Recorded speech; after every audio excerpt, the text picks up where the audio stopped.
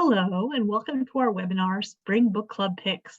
I'm Susan Maguire, Senior Editor, Collection Management and Library Outreach at Booklist. Before we begin, I'd like to go over some technical details. Links to today's slide presentation and title list were included in the reminder email you received from Zoom 1 hour ago. To download them, please open that email, scroll to the bottom, and click on the links located there. You can also download the slides and title list by copying the URLs on this screen onto your web browser. If you have any trouble accessing these materials, please contact us at webinars@booklistonline.com. The audience is in listen-only mode, but we welcome any questions you may have. On the bottom of your screen is a toolbar with a button for Q&A.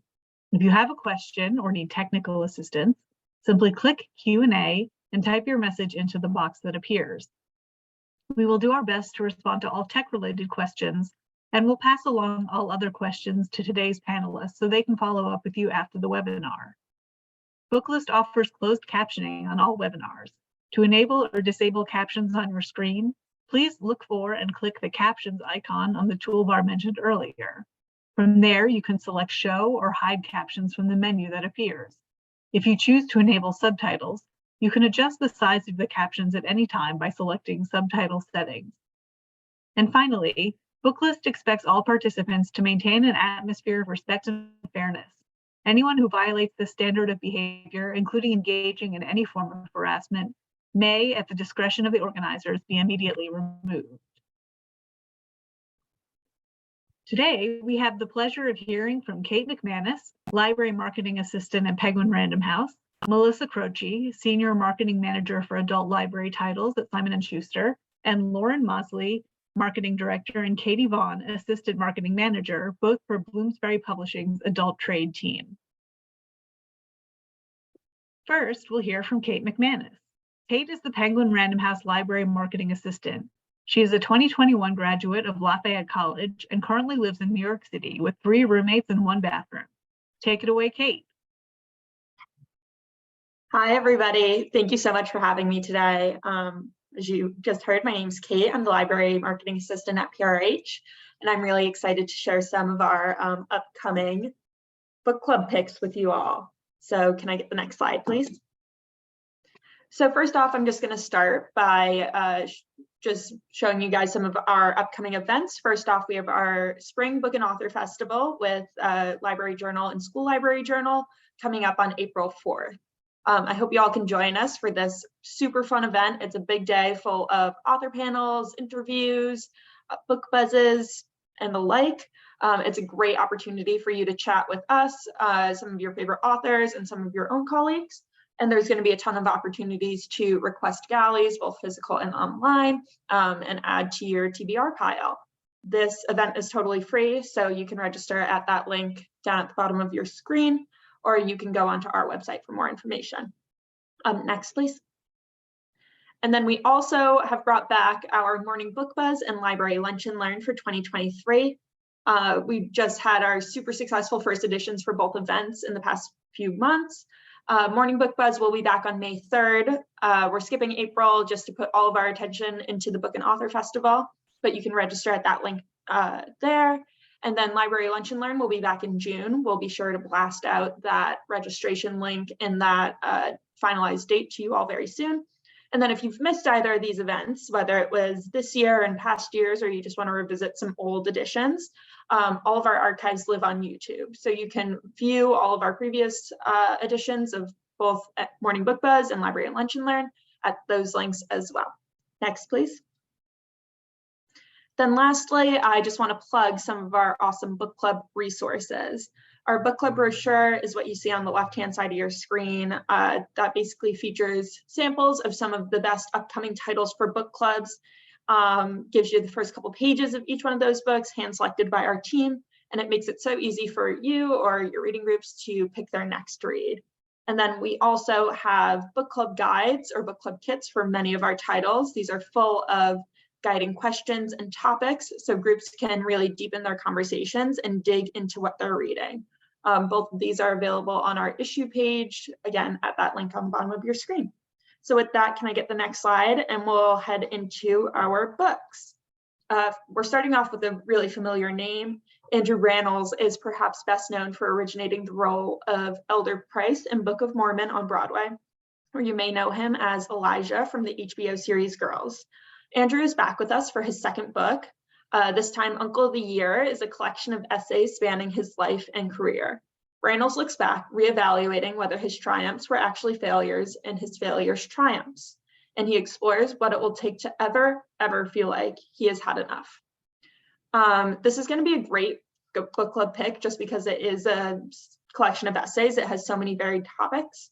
Rannells covers everything ranging from his anxiety around whether or not he wants to have kids, the insanity that is the award circuit, and even his own perfectionism.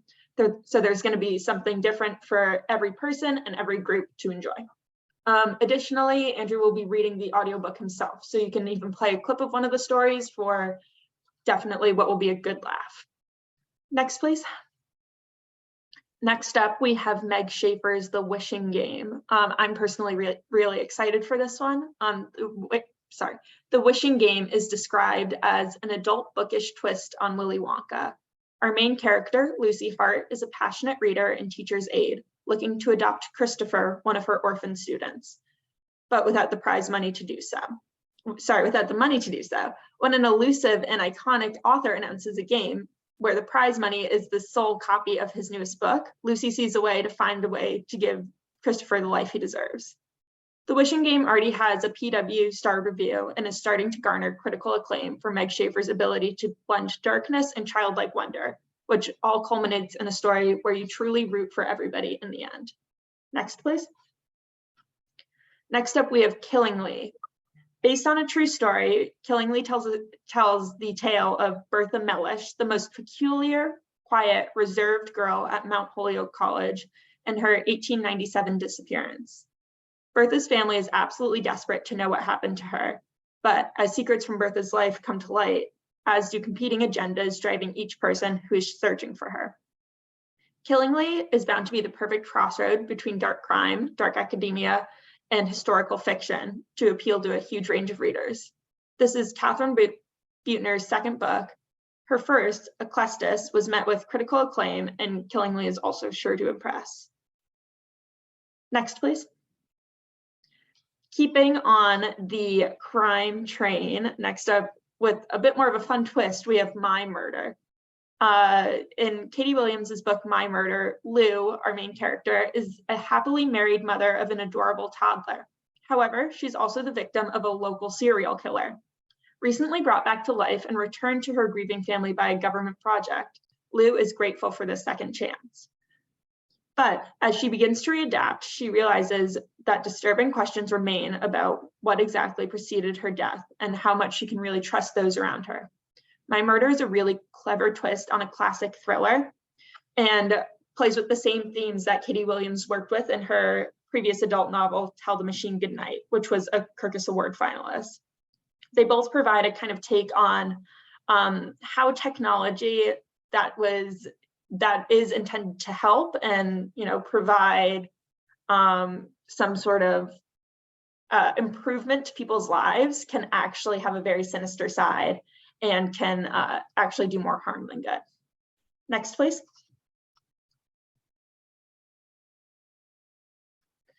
All right, so here we have Loot by Tanya James. In writing Loot, Tanya James was inspired by Tipu's tiger, a real-life automaton or mechanical toy, which is currently on display in the Victoria and Albert Museum in London. This automaton was created for Tipu Sultan, the Indian Muslim ruler of the Kingdom of Mysore. Despite its status as one of the best-known anti-British and anti-East India Company artifacts, little is actually known about the creation of Tipu's tiger. So James took it upon herself to craft an absolutely spellbinding story about Abbas, a young and talented Indian woodcarver tasked with its creation.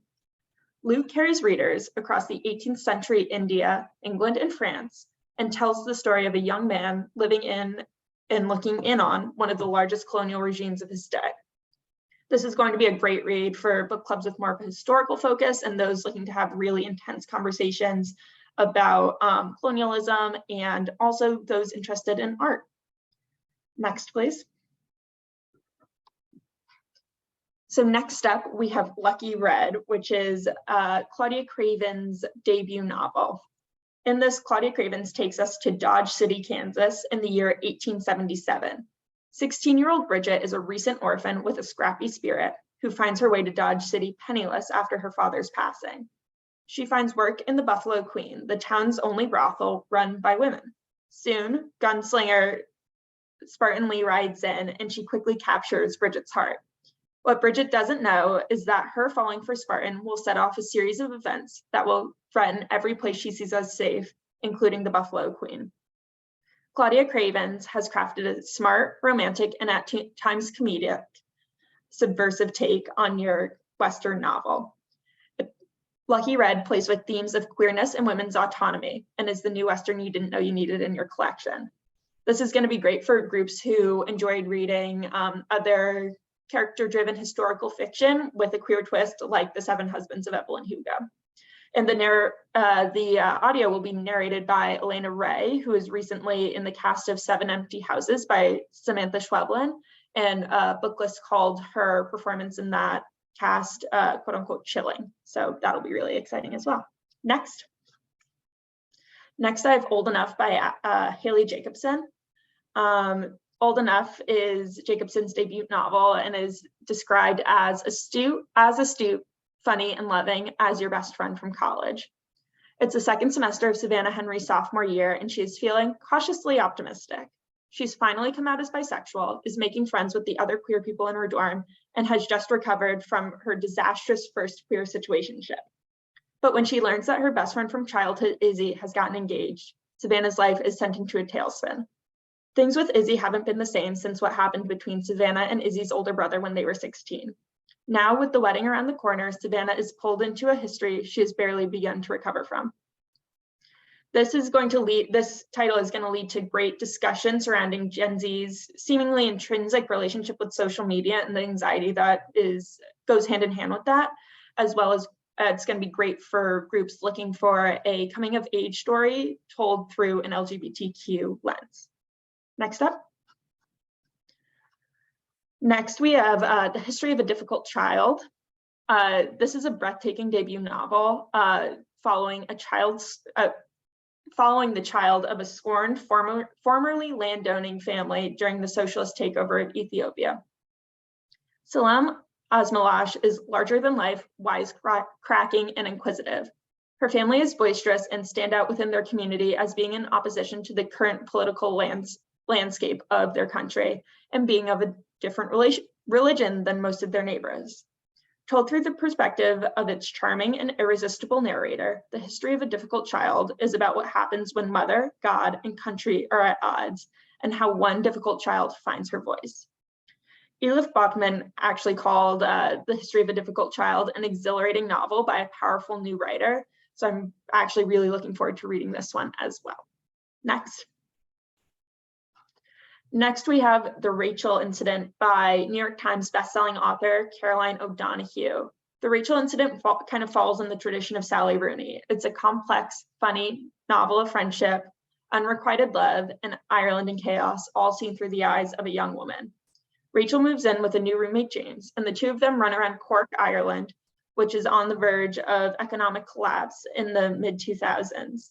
The two of them try to lead this bohemian lifestyle. But eventually, Rachel ends up falling in love with her married Professor Fred, so her and James begin to set up a scheme to set the two of them up. But Fred has other desires, and so begins a series of secrets and compromises that intertwines the fate of James, Rachel, Fred, and Fred's glamorous, well-connected life. Gabrielle Zevin, author of Tomorrow and Tomorrow and Tomorrow, as we all probably know, left an incredible blurb for this book. I'm just going to read a bit of it. If you've ever contemplated writing a screenplay with a friend, if you've ever been unsure of what to do with your degree in English, if you've ever wondered when the rug buying part of your life will start, in short, if you've ever been young, you will love The Rachel Incident like I did. Next one. Next up, we have Vanishing Maps by Cristina Garcia. Set 20 years after the events of her acclaimed Dreaming in Cuban, Cristina Garcia's new novel, Vanishing Maps, is an epic tale of family devotion and the timeless search for home. Celia Del Pino is the matriarch of a Cuban family whose branches have stretched all over the world. Watching family members in their homeland of Cuba, as well as the United States, Russia, and Germany, she grapples with her family's differing identities and their strained relationships with one another. We see a drag queen in Berlin, a single mother in Los Angeles, and a lingerie designer in Moscow, all tied together by family and the idea of home. Chris Bojalian called this a beautiful novel, hilarious one moment and haunting the next. And it's bound to be an incredible follow-up to Dreaming in Cuban, which was a National Book Award finalist in the 1990s when it was first published. Next we have The Woman in the Castello. Kelsey James's debut novel, The Woman in the Castello, is an incredible blend of historical fiction, modern Gothic, and classic horror movies.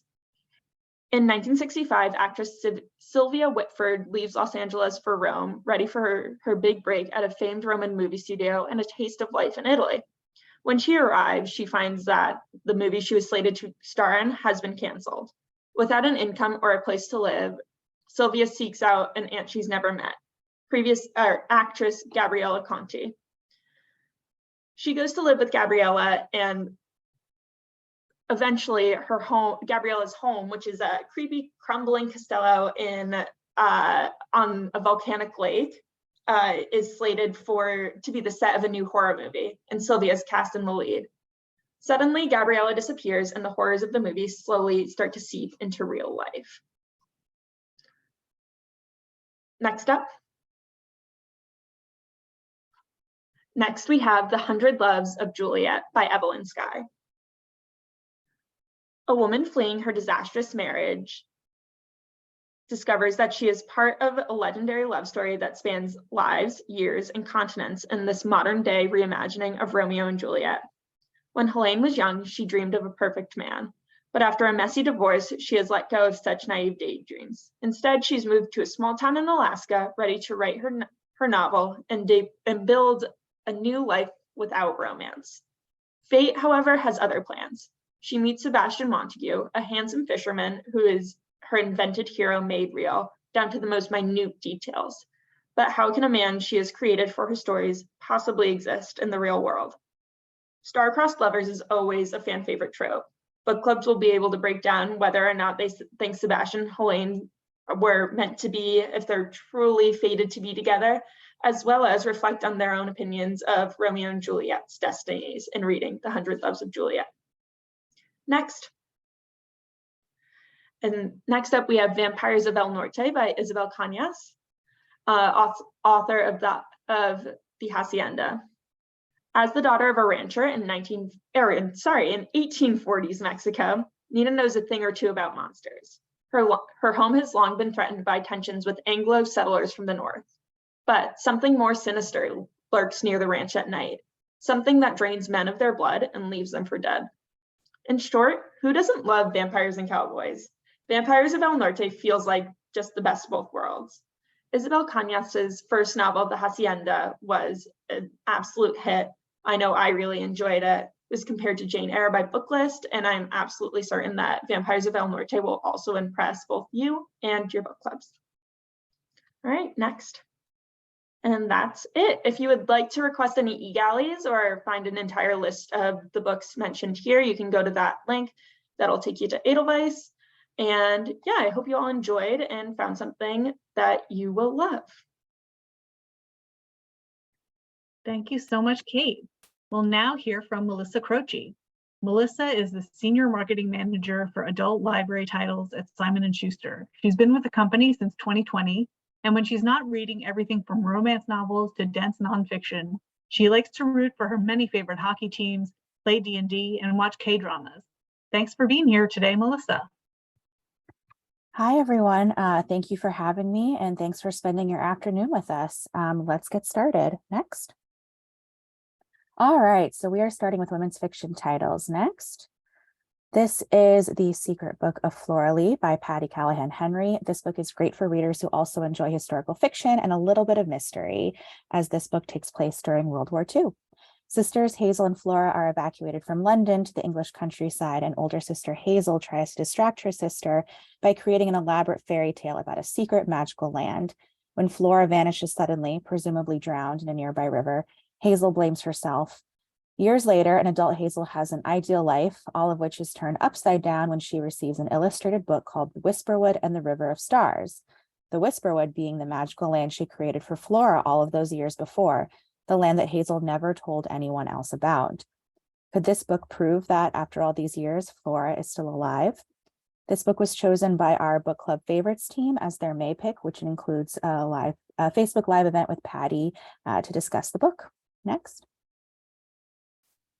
Okay, doesn't this cover scream summer? It is making me more than a little jealous, as it is currently snowing sideways where I am right now.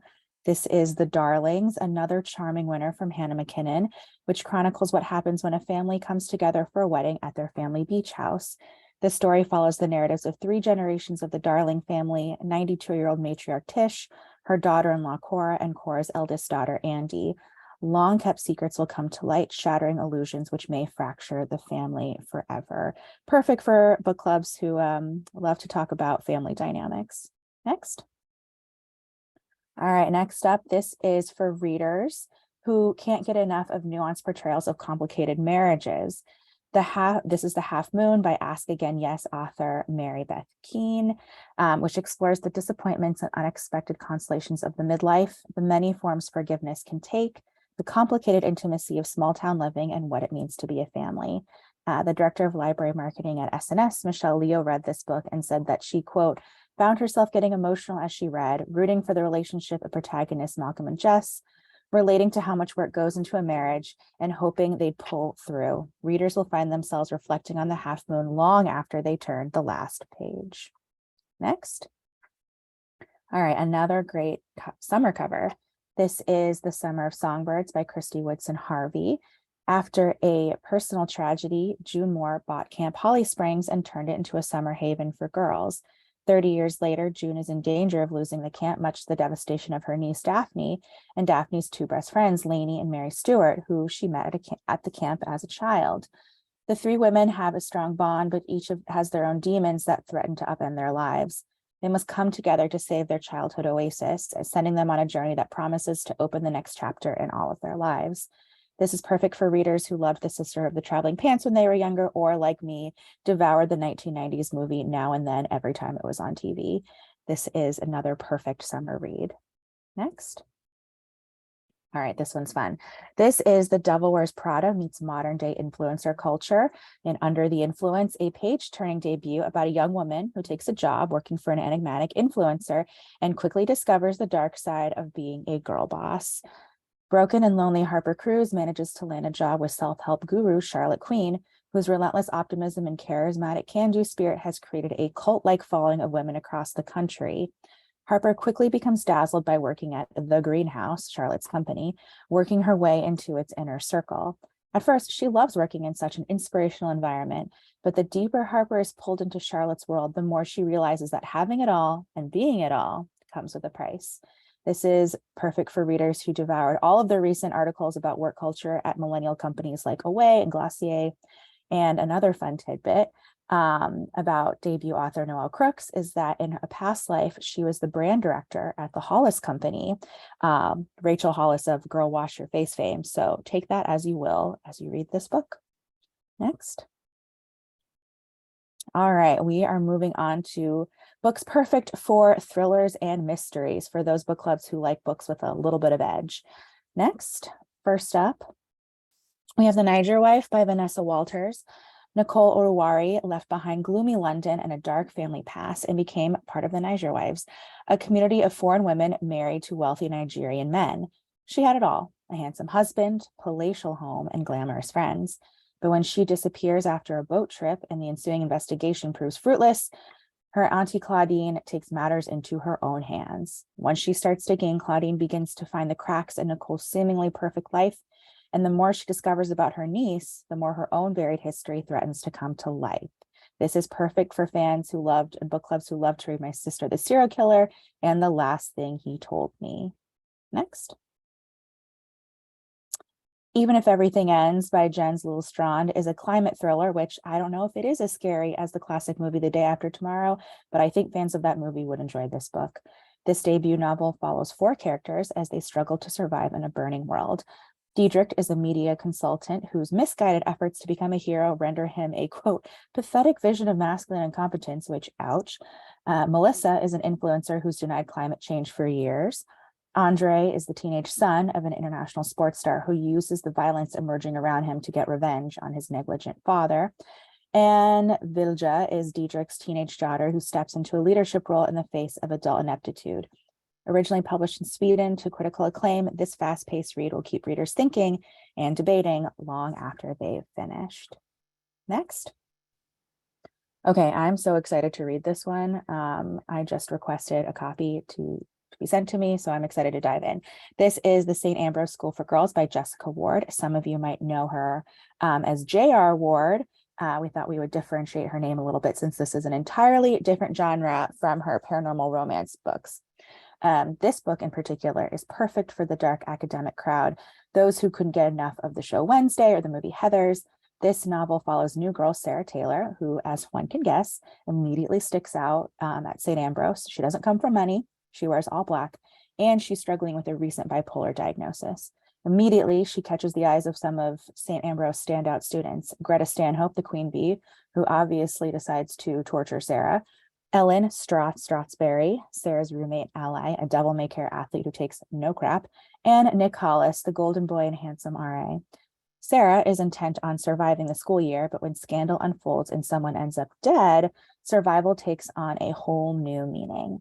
This book was chosen by our book club favorites team as their August pick, which also includes a Facebook Live event with Jessica to discuss. And don't worry, all of the links that I'm talking about in events are included in the title list that Booklist sent everybody. Next.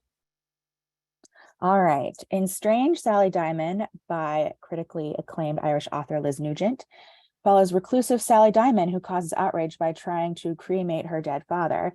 Now she's the center of attention not only from the hungry media and police detectives, but also a sinister voice from the past she does not remember. As she begins to discover the horrors of her early childhood, Sally steps into the world for the first time, making new friends, big decisions, and learning that people don't always mean what they say. But who is the man observing Sally from the other side of the world? And why does he call her Mary? And why does her new neighbor seem to also be obsessed with her? Sally's trust issues are about to be severely challenged. Readers won't want to miss this psychological thriller that everyone from Graham Norton to Lisa Jewell to Paula Hawkins couldn't stop raving about. Next.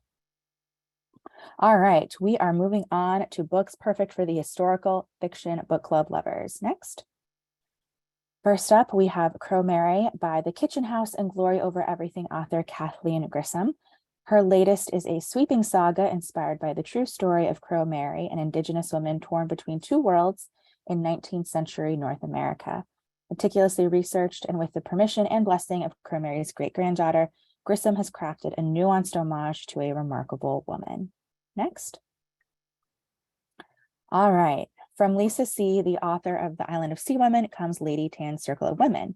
This is another historical fiction book that was also inspired by the true story of a remarkable woman, this time a female physician from 15th century China.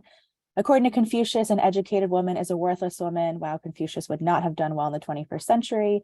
Anyway, Tan Yushan has been raised by her grandparents to be of use, no matter what Confucius says.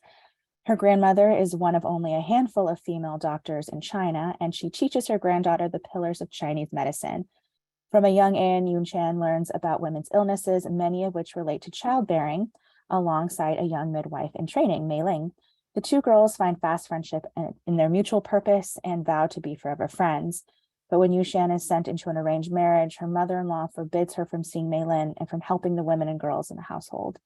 She has to act like a proper wife and stay forever within the walls of the family compound. How will she break free? This is a triumphant reimagining of the life of a woman who is remarkable and remains remarkable throughout the centuries, as many of the medicinal practices she utilized back then are still relevant today. This is a book that is not to be missed. This was also chosen by our book club favorites team as their June selection, which also, again, includes a Facebook Live event with Lisa to discuss this book. Next. Kristen Harmel is back with The Paris Daughter, another gripping historical novel, this time about two mothers who must make unthinkable choices in the face of World War II and the Nazi takeover. When Elise becomes the target of the German occupation, she entrusts her friend and fellow young mother Juliet with the care of her daughter, who is the playmate to Juliet's own little girl. When the war comes to a close, Elise returns to reunite with her daughter, only to find Juliet's home and bookstore reduced to rubble, with Juliet nowhere to be found. Elise's search leads her to New York and to Juliet one final fateful time, where rumor has it that Juliet made it out alive with one little girl, but was it with Juliet's daughter or Elise's? This is a perfect read to be read in conjunction with The Secrets of Flora Lee or even The Paris Librarian. Next. All right, the following novels are a bit of a grab bag of genres, but it has something for every type of book club. Next, first up, we have Everything's Fine by Cecilia Rabis. This is perfect for fans of Lester and In 5 Years. This book follows Jess, who, when she lands a job as an analyst at Goldman Sachs, is less than thrilled to learn she'll be on the same team as Josh, her preppy, white, conservative verbal sparring partner from college. But when Jess finds herself the sole Black woman on the floor, it's Josh who shows up for her in surprising, if imperfect, ways. Before long, an unlikely friendship turns into an electrifying romance that shocks them both. But you know what year it is? It's 2016 in this book, and the cultural and political landscape shifts underneath them, where Jess is forced to ask herself what she's willing to compromise for love. This is an untraditional romance meant for those readers who love a complicated ending. Next. From the tag team of Christine Pride and Joe Piazza, authors of We Are Not Like Them, comes You Were Always Mine, another moving and provocative novel about a Black woman who finds an abandoned white baby, sending her on a collision course with her past, her family, and a birth mother who doesn't want to be found. Perfect for book clubs who love to have nuanced discussions and tackle tough topics. This is, to quote best-selling author Laura Dave, empathetic, riveting, and authentic storytelling at its best. Next. All right, I love this book. This is Sunshine Nails by Maya Wynn. Phil and Debbie Tran are proud of the life they've built in Toronto after coming from Vietnam with nothing. They're part of a vibrant community. They have 2 children, own a family nail salon, and even have the resources to sponsor their niece from Vietnam. But that life is threatened when their neighborhood begins to gentrify and a glamorous name brand nail salon opens across the street. In fighting for their salon and livelihood, what are they willing to risk? And are the results worth what they have to give up in the process? Full of both humor and heart, Sunshine Nails is a multifaceted, nuanced look at family dynamics and gentrification. Book club favorites chose this title as their July pick, which also includes a Facebook event with Mai to discuss. Next. Tropicalia by Harold Rogers, a little like Hannah McKinnon's The Darlings, deals with a family reckoning with their matriarch and old secrets coming to light. This infectiously vibrant debut explores the heartbreak and hope of what it means to be from 2 homes, 2 peoples, and 2 worlds set against the backdrop of Brazil's Copacabana Beach right at New Year's. This deals with intergenerational trauma in which the Cunha family will have to answer the question of if we can ever truly repair the damage we do to those we love. Next. For readers who devoured My Year of Rest and Relaxation and Her Body and Other Particles and are following the collapse of the Silicon Valley Bank beat by beat, their top read this summer should be Ripe by Sarah Rose Etter, an award-winning writer whose work Roxane Gay calls utterly unique and remarkable. Portraying one millennial woman's journey through our late capitalist hellscape, readers follow Cassie, trapped in a corporate nightmare at a cutthroat Silicon Valley startup. Balancing on the knife edge of letting her depression and anxiety swallow her whole, Cassie must decide whether the tempting fruits of Silicon Valley are really worth it all. Next. One morning, Iris Prince looks outside her bedroom window and sees that a wall has appeared in her front yard overnight. Where did it come from? Meanwhile, another Silicon Valley startup has launched a tech wristband called The Band. It's pitched as a tool to kind of help you do a lot of things in your everyday life, but it's available only to those who can prove parental citizenship. Suddenly, Iris, a proud second-generation Mexican-American, is now of, quote, unverifiable origin and able to prove who she is and where she belongs. Amidst a climate of fear and hate-fueled violence, Iris must confront how far she'll go to protect what matters most.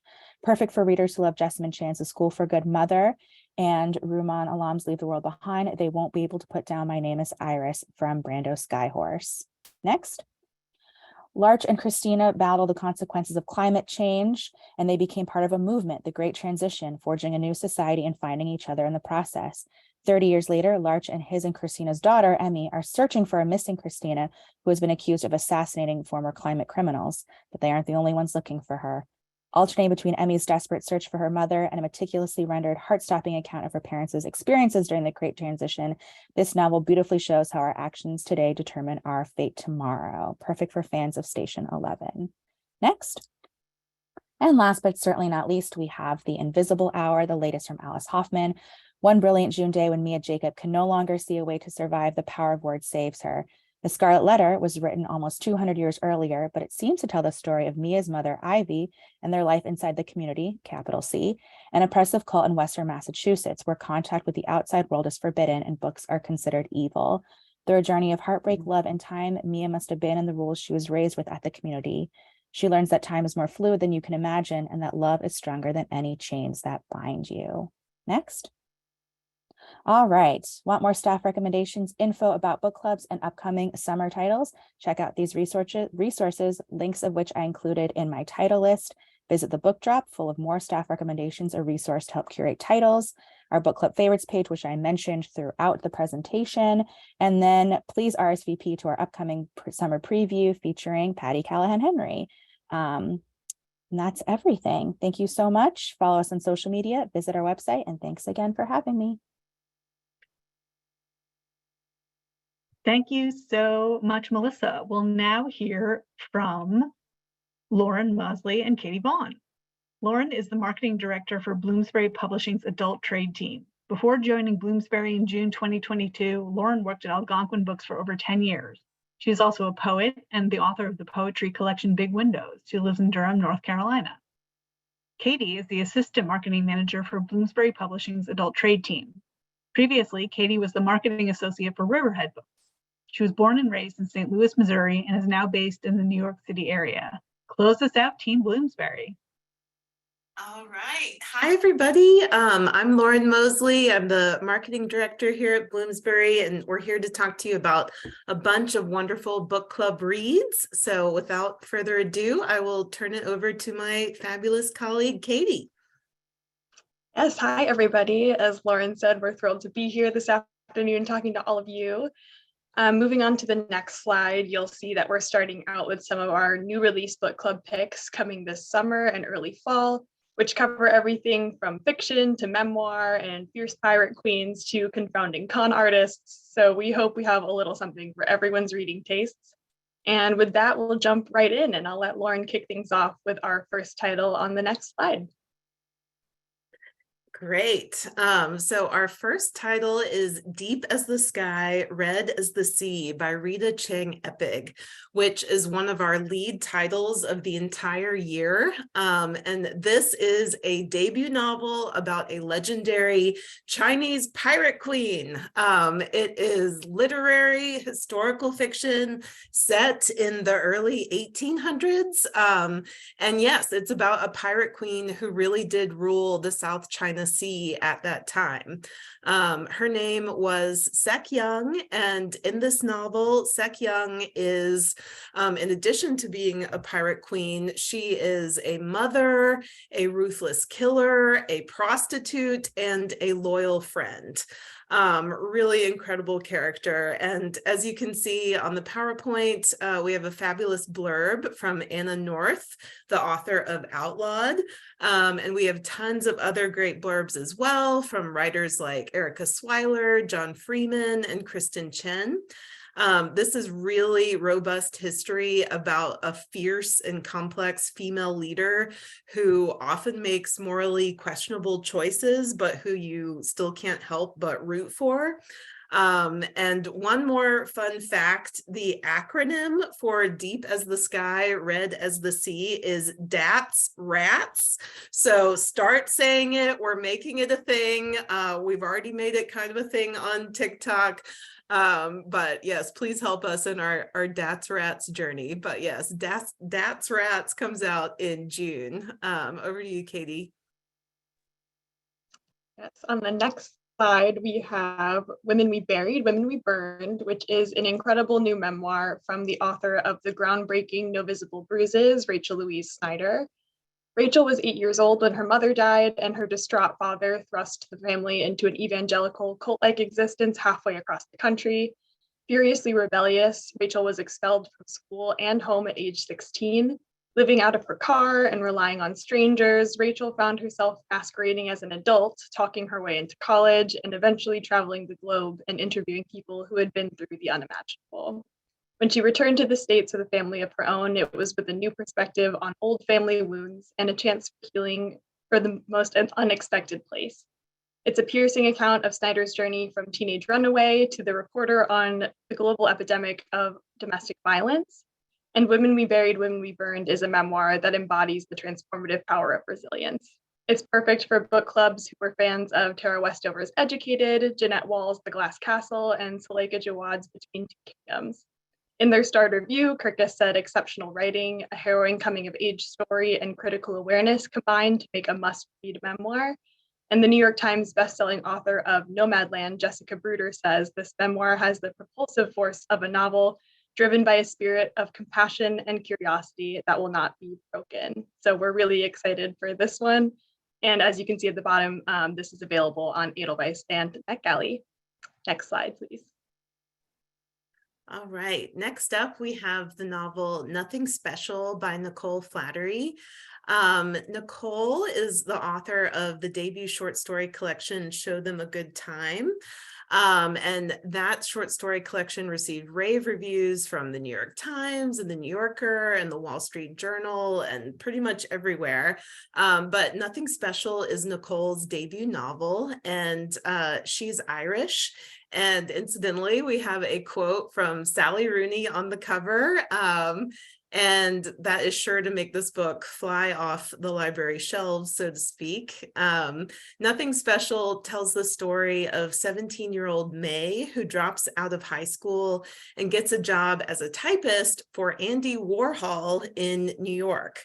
May quickly becomes swept up in the dark fringes of the 1960s New York art scene. She's grappling with her sexuality, with the meaning of friendship and family, and also her own ambitions as a young woman in this totally unfamiliar universe. And she embarks on a really moving and thought-provoking coming-of-age story that sheds light on gender politics, both back then and today, as well as the moral stakes of art. So this is literary fiction, really with an edge. I would say it's perfect for fans of Otessa Moshfegh, Mary Gaitskill, and of course, Sally Rooney. So Nothing Special comes out in July. And on the next slide, also coming in July, we have History's Angel, which is the moving US debut of a Man Asian Literary Prize long-listed author. It's the story of a middle-aged man in contemporary India who discovers that neither his life nor his country are as stable as he thought. It explores the world's treatment of Muslims, the politicization of history, and the way politics and family collide. Alif, our main character, is a mild-mannered history teacher living at home in a time in India's history when Muslims are seen as either hapless victims or live threats. His life's passion is the history he teaches, but the present is pressing down on him. His wife is set on a bigger house and a better car while trying to ace her MBA exams. His teenage son wants to quit school to get rich. His supercilious colleagues are suspicious of a Muslim teaching India's history. And his old friend Ganesh has just reconnected with a childhood sweetheart with whom Alif was always rather enamored himself. Then the unthinkable happens. While leading a school field trip, a Hindu student goads him about being Muslim, and in a fit of anger, he twists his ear. Suddenly, he finds his life and his home city rapidly descending into chaos. This is a darkly funny, sharply observed, and shockingly moving novel, perfect for clubs interested in exploring world literature. And Anjum Hassan deftly and delicately explores the life of Muslims in India and the force and the consequences of remembering your people's history under an establishment that doesn't want to hear it. Next slide, please. All right, next up, we have Anansi's Gold. And this is really nonfiction that reads like a novel. This book tells the incredible story of how a con artist in Ghana pulled off one of the 20th century's most spectacular frauds. The con artist's name was John Aka Blamieza, and through a scheme involving a bogus trust fund, he scammed thousands of people out of hundreds of millions of dollars. This was like in the 1960s, 70s, and 80s. The author, Yapoka Yibo, chases this con artist's ever wilder trail and discovers at long last what really happened to Ghana's missing well. She unfolds a riveting account of Cold War entanglements, international finance, and post-colonial betrayal, revealing how what we call history writes itself into being one lie at a time.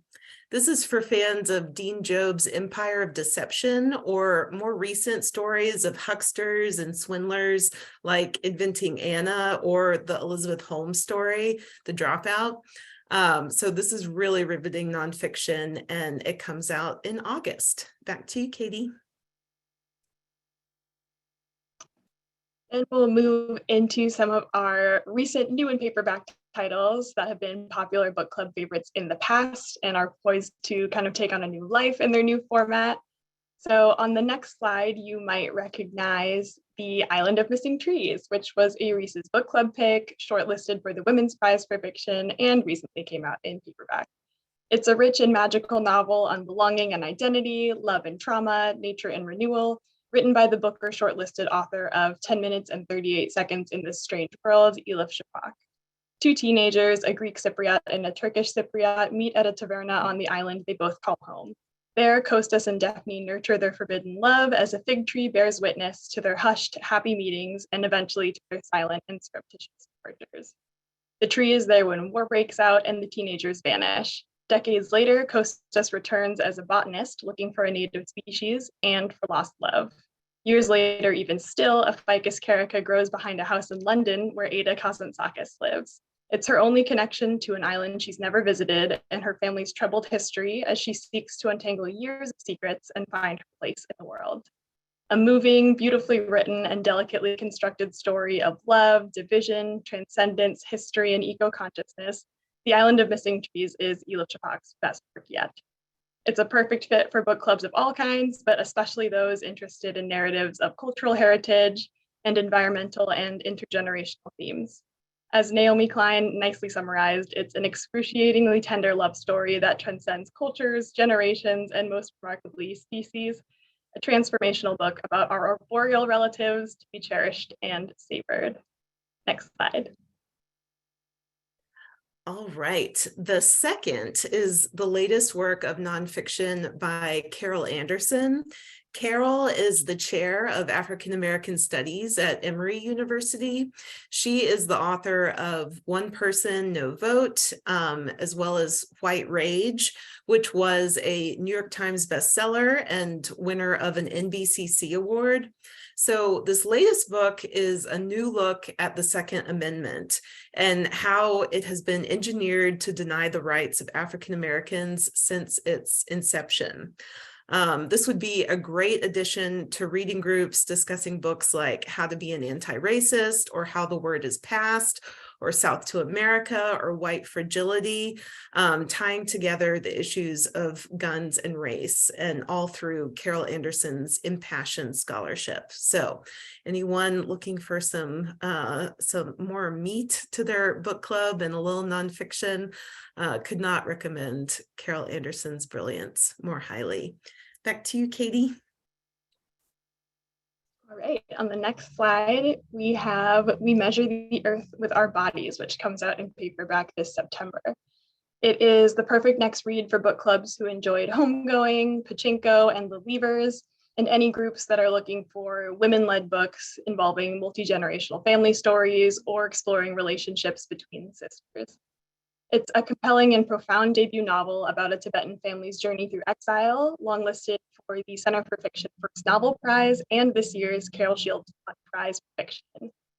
In the wake of China's invasion of Tibet throughout the 1950s, Lamo and her younger sister Chenki arrive at a refugee camp in Nepal. They survived the dangerous journey across the Himalayas, but their parents did not. Lamo, haunted by the loss of her homeland and her mother, a village oracle, tries to rebuild a life amid a shattered community. Spanning decades, breathtaking in its scope and powerful in its intimacy, We Measure the Earth with Our Bodies is a gorgeously written meditation on colonization, displacement, and the lengths we'll go to remain connected to our families and ancestral lands. Told through the lives of 4 people over 50 years, this novel provides a nuanced and moving portrait of the little-known world of Tibetan exiles. Jessamine Chan calls it wise and devastating, a must-read and a marvel. And then on the next slide, we have a few more titles that we just had to mention, starting with The Humble Lover, which comes out in May. It's a hilarious and irreverent novel about a rich older man who falls in love with a young ballerino, written by the man the New York Times calls the paterfamilias of queer literature and who Garth Greenwell calls one of our living treasures, Edmund White.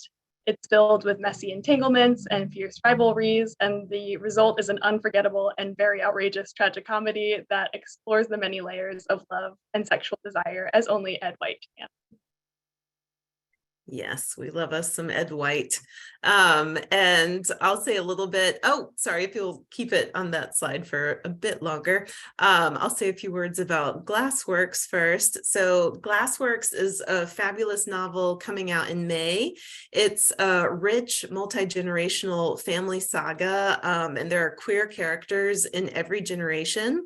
And so the story spans from the 19 teens to the present day. The whole family is basically tied together by glass. You know, they create blown glass, glass flowers, glass animals, glass ornaments, you name it. But yes, this is awesome literary queer fiction that's both historical and contemporary, perfect for fans of Rebecca Mackay. And the last book I'll talk about before I hand it over to Katie to talk about the last 2 titles on the screen is The House of Doors by Tan Tuan Eng. So I would say that The House of Doors and Deep as the Sky, Red as the Sea are my 2 personal favorites of all the books I've been talking about today. The House of Doors is an absolute masterpiece. It is historical fiction set in the early 1900s in Malaysia. The author, his last book was a finalist for the Booker Prize. That book was called The Garden of Evening Mists. And the premise here in The House of Doors is that the famous writer Somerset Maugham comes to stay with a wealthy couple in Penang. He's a closeted gay man traveling with his lover and secretary. He's broke, he needs a new story. So he basically wheedles this dark secret out of the wife, Leslie, that he's staying with and gets her to reveal something she's never told anyone before. So the question is, will he turn it into his next book? Was she having an affair with someone? Who is she having an affair with? So this is about race, gender, sexuality, colonialism, but most importantly, how you should never trust a writer. So yeah, The House of Doors comes out in October. Don't miss it. And I will let you take us home, Katie.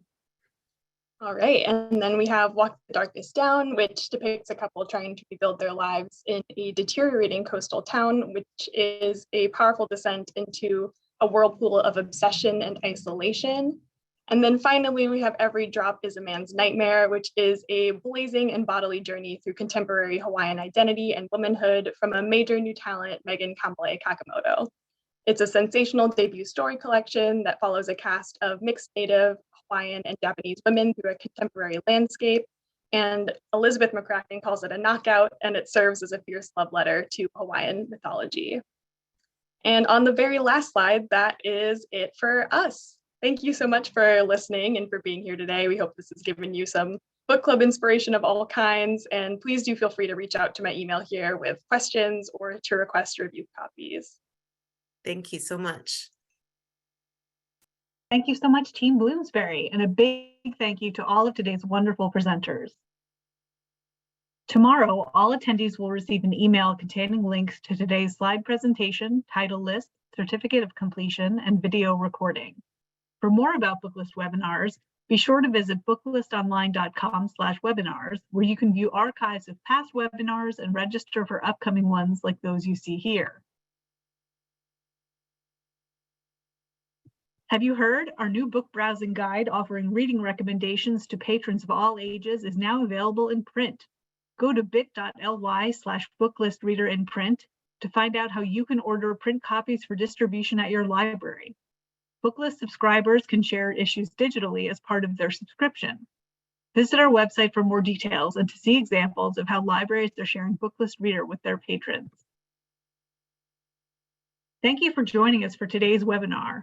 One more huge thank you to our panelists and to our sponsors, Penguin Random House, Simon and Schuster, and Bloomsbury Publishing. This concludes today's webinar. See you next time.